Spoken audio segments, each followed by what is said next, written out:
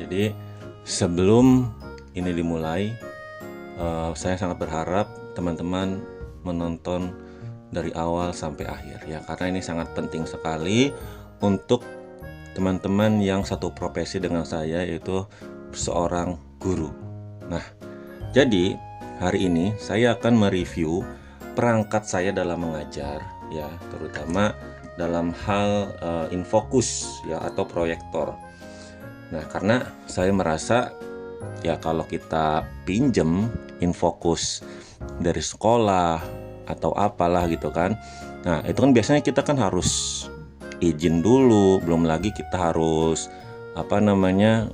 rebutan dengan guru-guru yang lain gitu kan. Nah, akhirnya saya berinisiatif untuk membeli infocus ini ya, yang ini merek dari S-Godi.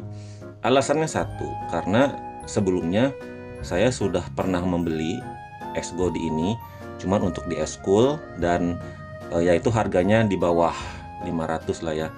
Nah, yang ini akhirnya saya sudah melihat ya, sudah merasa tahu kualitasnya. Akhirnya saya mencoba untuk membeli yang agak tinggi lagi ya, levelnya seperti ini ya, S-Godi ini ya. Jadi teman-teman kalau ingin membeli proyektor ini, proyektor Android ini, bisa diklik keranjang kuning saya.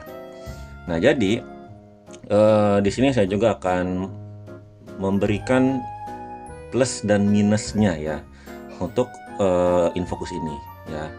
Ini murni dari saya sendiri, pengalaman saya sendiri dalam menggunakan S-Godi ya. Yang pertama, jadi S-Godi ini jujur dari segi kualitas gambar itu sangat bagus sekali ya. Yang ini sangat bagus sekali karena pencahayaannya dapat ya, karena kalau tidak salah ini 300 nit atau apa lagi saya lupa ya. Jadi hampir setara dengan infocus yang harganya jutaan ya. Ini kalau tidak salah kemarin saya beli sekitar 600 ribuan ya. Kalau harga normal 1 juta, kebetulan saya dapat diskon menjadi 600 ribu. Nah, satu ini tadi dari segi pencahayaan bagus ya, tampilannya bagus, jernih, lalu tajam juga ya. Jadi untuk presentasi sangat recommended lah ya. Nah, lalu yang kedua, fitur-fiturnya juga di dalam sangat lengkap ya. Ada eh, Anycast, lalu ada WiFi, lalu ada USB, HDMI dan lain-lain. Jadi kita banyak menggunakan eh, perintilan yang tadi saya sebutkan itu. Nah, ini sangat bagus banget teman-teman. Tapi di sini minusnya, kalau kita pakai cache ya, kan ada tuh yang casting, apa sih namanya tuh? Kalau di ini kan di eh ya cache aja ya, kalau di Android, kalau di tablet cache aja. Nah, itu biasanya kalau kita pakai aplikasi yang ini, bawaan yang dari si ini nih ya, cache ini, kalau kelamaan pasti terjadi delay ya. Ketika kita lagi presentasi pasti terjadi delay. Ya, sebetulnya itu hal yang wajar ya, karena satu itu kan konektivitasnya itu kan pakai WiFi ya, sinyal. Ditambah ini nanti kalau panas ya tentu akan terjadi delay. Tapi itu semua bisa kita atasi dengan cara ya kita harus membeli ini ya, HDMI ini. Tapi teman-teman jangan beli HDMI yang asal-asalan, karena kenapa? Alasannya nggak bakalan support ke tablet kita ya, karena alasannya itu ya ini di chip ininya ya. Kalau kita pakai HDMI yang biasa itu karena nggak bakalan connect, karena nggak ada chipnya di sini. Namanya chipnya pas saya lupa ya namanya. Jadi seperti itu. Nah, ini juga sama, nanti akan saya masukkan di keranjang kuning saya. Jadi teman-teman tinggal klik saja di situ ya. Itu. Tapi teman-teman ya, kenapa harus klik keranjang kuning saya? Alasannya, kalau teman-teman salah beli ini juga tidak bakal support ke tabletnya. Jadi harus pakai keranjang kuning saya. Jadi seperti itu teman-teman. Ya. Jadi ini masukin ke sini, lalu sambungkan ke tablet. Nah, ini untuk mengantisipasi delay ya ketika presentasi ya.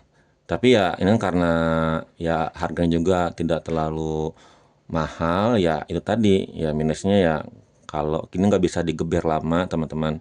Karena kalau digeber lama ya tentu akan terjadi delay juga karena di sini kan panas ya. Tidak seperti infocus yang harganya jutaan rupiah. Nah, itu berbeda karena ini ya namanya juga apa namanya infocus portable ya, setidaknya aktivitas kita juga menggunakan dia ya harus disesuaikan, jangan dipaksakan. Jadi seperti itu teman-teman. Ini saya sudah pakai hampir setengah tahun pakai ini, alhamdulillah masih awet ya, dan bagus juga teman-teman. Lalu yang kedua, penjelasan yang selanjutnya adalah bisa gak saya tidak mau pakai ini?